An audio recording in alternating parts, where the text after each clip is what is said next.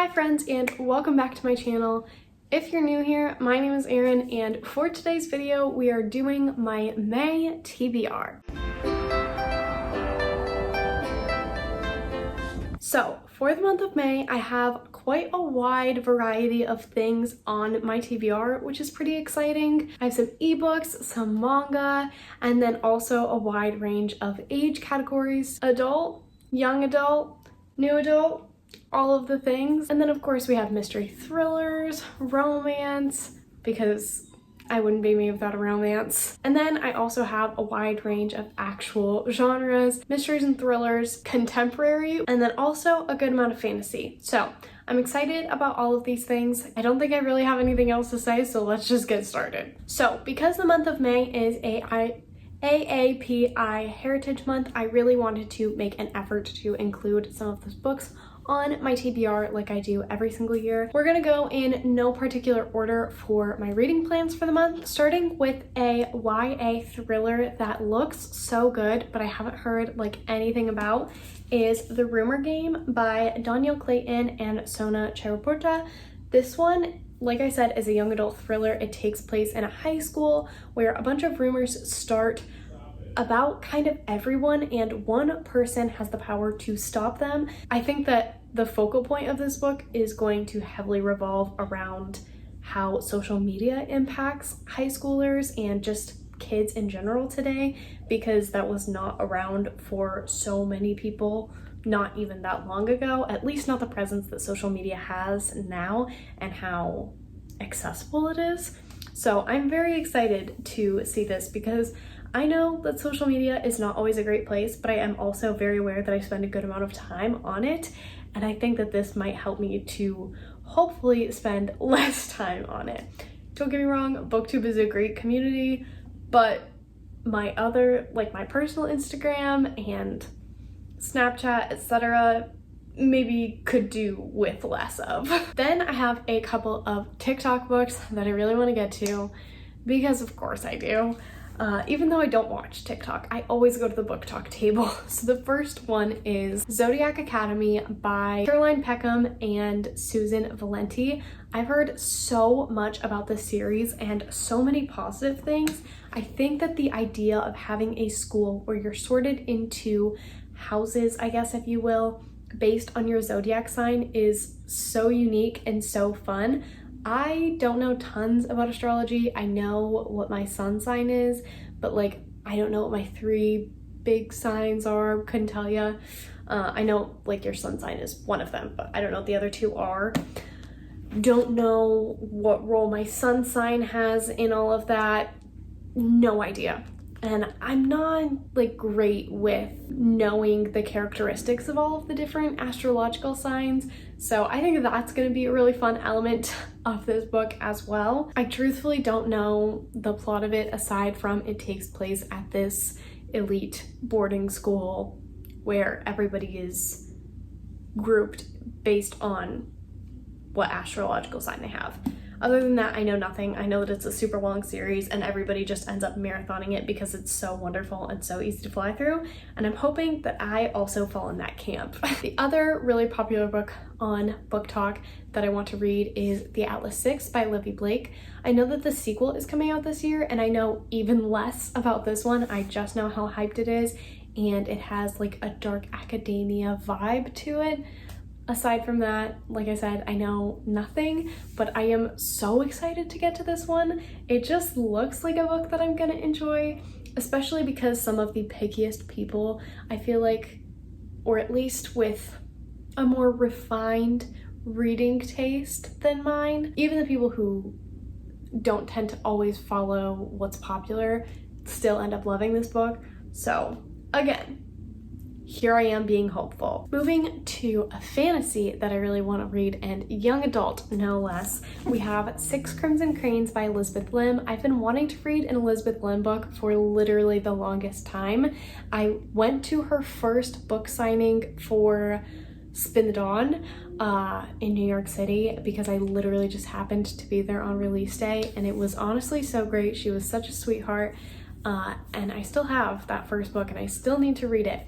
But lately I've been seeing so many good things about this that I really want to read it, and maybe that's bad. All I know is that one of the first lines in the book mentions a dragon, and that is just, it doesn't get any cooler than that. Then I have an adult fantasy on the list. Daughter of the Moon Goddess by Su Lin Ten. I know that this has to do with Chinese mythology, which is something that I know literally nothing about. My boyfriend and I were talking about like the different mythologies that we both really liked, and I am very partial to Egyptian mythology. I just think it is so cool. I mean, I think Greek mythology is super cool too, but Egyptian is the one that has always had a lock, key, and chain around my heart. And he kept bringing up like different Chinese gods and goddesses, and I was like, I literally did not know that these people existed. Had no idea. That is how out of touch I am with mythology in general. I think that this book is going to be so cool. I've heard nothing but amazing things, and I'm excited to learn a little bit more about Chinese mythology than I know now, because considering I know nothing, this has to teach me something, right? Moving on to a couple of ebooks before I forget, because I do have a tendency to do that. I really want to read Twisted Love by Anna Huang. This is another one that's been pretty hyped on Book Talk lately.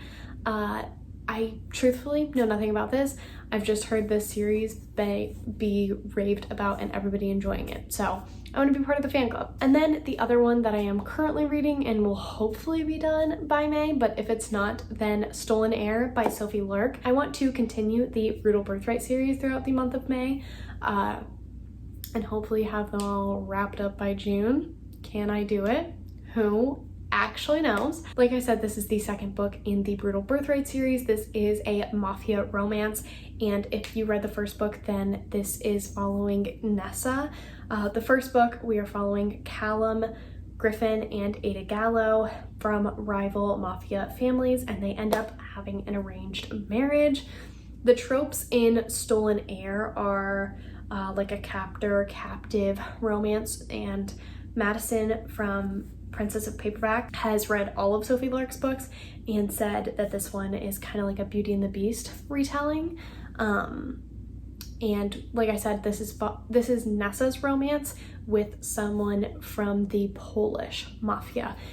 Content warning: in the prologue, there is, I don't want to say it because I don't know if YouTube will demonetize me, but there's, someone did that to themselves. I think you understand what I'm putting down, but obviously look up reviews and everything, because there are so many content warnings in all of these books because it's a dark mafia romance. Anyway, I really want to read this. I think that it's going to be a lot of fun. It's going to be a wild ride, and I'm excited to see how the overarching plot continues and what that thread will sew in this book. My last young adult book that I have on this list is The Chandler Legacies by Abdi Nazamian. I doubt that I'm pronouncing that right, but this one takes place at yet another boarding school. Well, I don't know if it's a boarding school, but it's like an elite private school. Each of the characters that we are following in this book have some deep, dark secret or past or something that they're not sharing with everyone else. And one day a professor assigns them to write their truth. And so a lot of things are going to be revealed. So many things are going to unravel.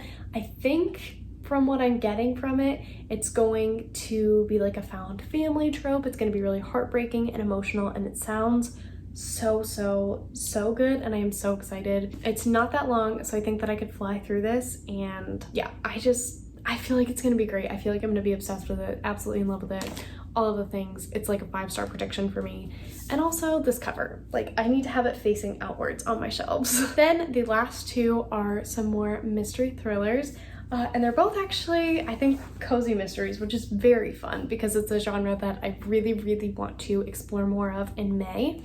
So the first one is a book of the month pick, and that is The Maid by Nita Prose. I got this recommendation from Olivia Reads a Latte, but it honestly looked great when it was a book of the month pick. I just wasn't sure like how dark it was gonna get and if it was going to be my thing. But when she said it had like cozy mystery vibes, I was like, okay, sign me up. That's exactly what I'm looking for. This one is about Molly Gray, who, according to the synopsis, struggles with social skills. So growing up, her grandmother, or Gran as she's referred to again in the synopsis, has given her some rules to make life a little bit more simple and kind of guide her through it. But since she passed away a few months ago, Molly doesn't really know what to do. She feels a little lost, but she's trugging along, doing her best, and she gets this job as a hotel maid.